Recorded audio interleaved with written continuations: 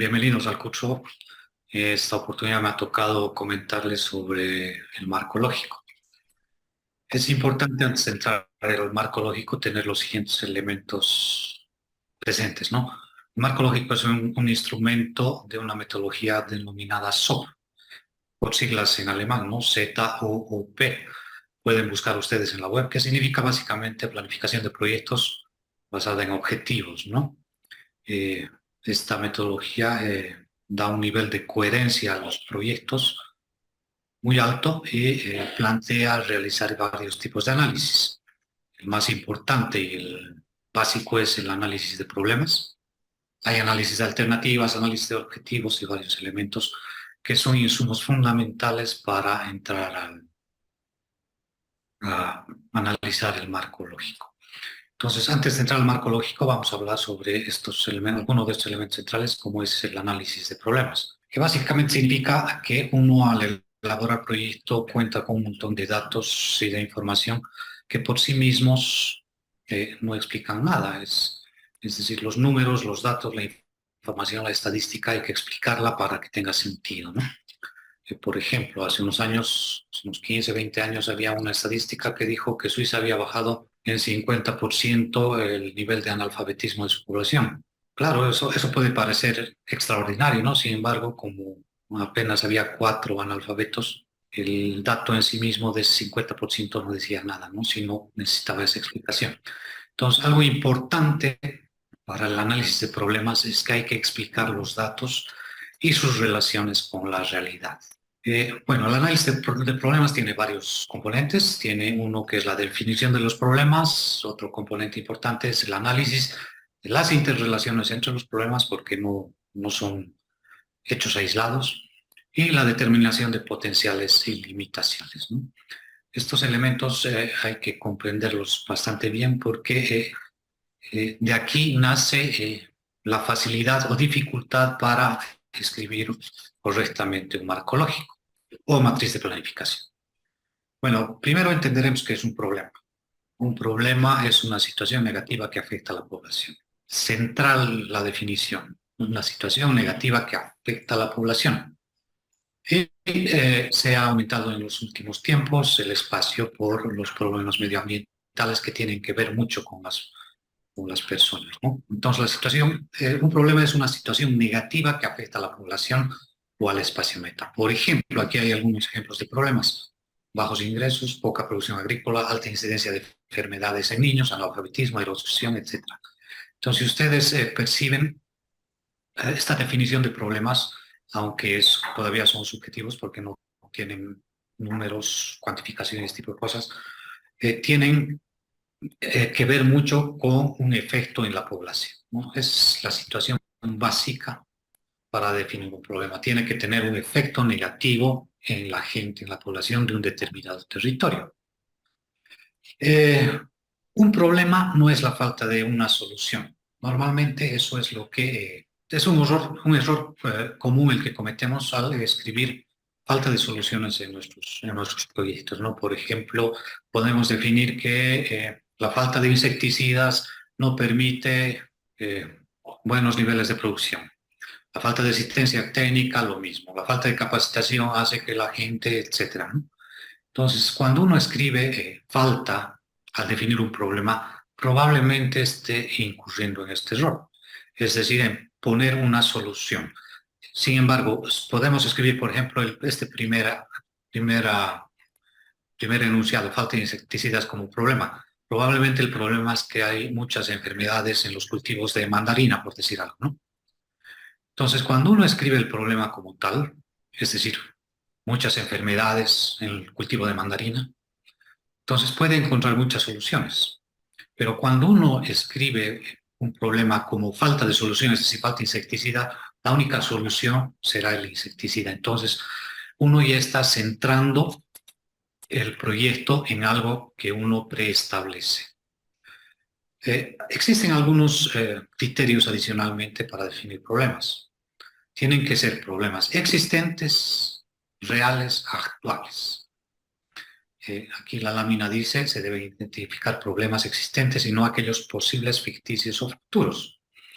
Es decir, Cuando uno hace un diagnóstico, evidentemente tiene que discutirlo con la población. Eso es muy importante.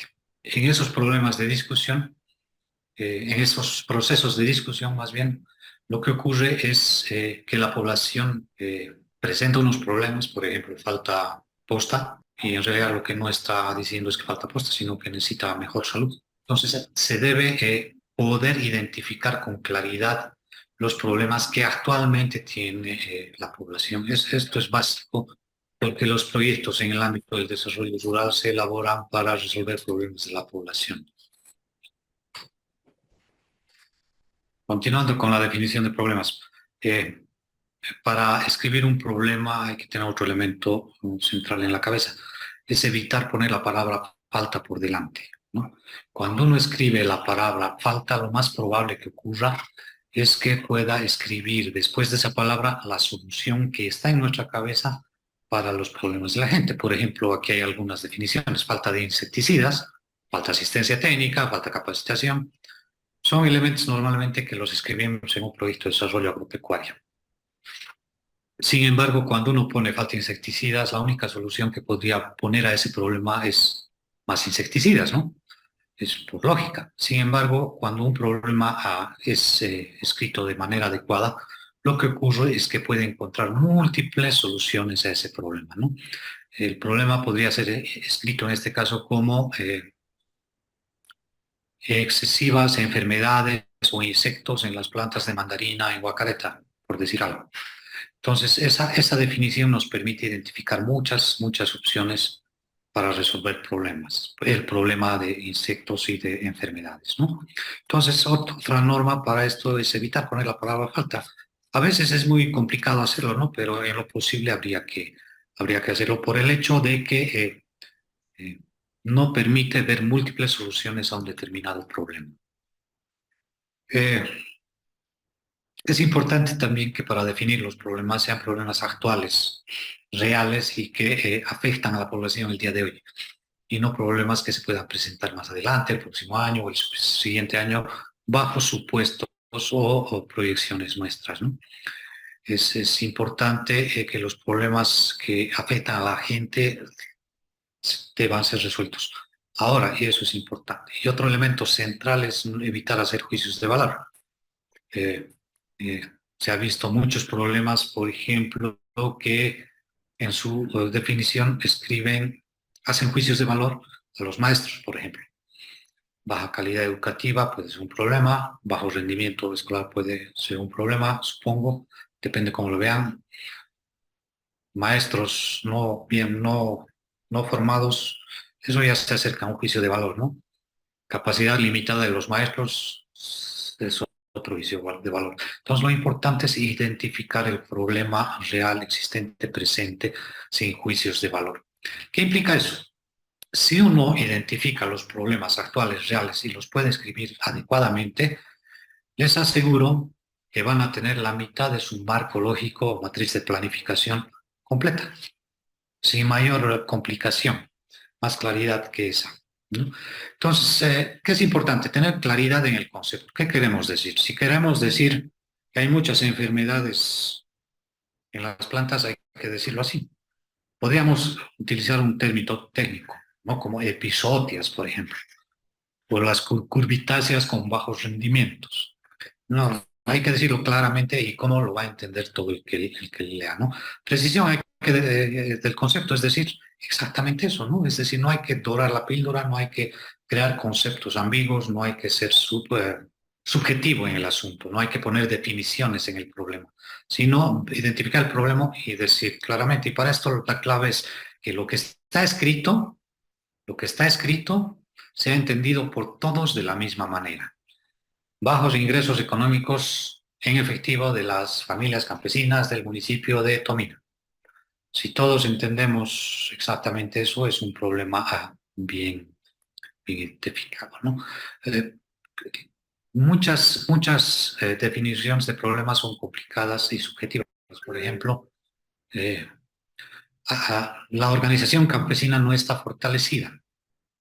Entonces, si preguntamos a todas las personas que se nos crucen en la calle o en la comunidad o donde sea, ¿qué significa una organización comunal que no es fortalecida, con seguridad cada una de las personas nos va a decir algo distinto. Algunas será puntualidad, otras será que no pagan multas, otros será que no asisten todos, otros será que no hay estatutos.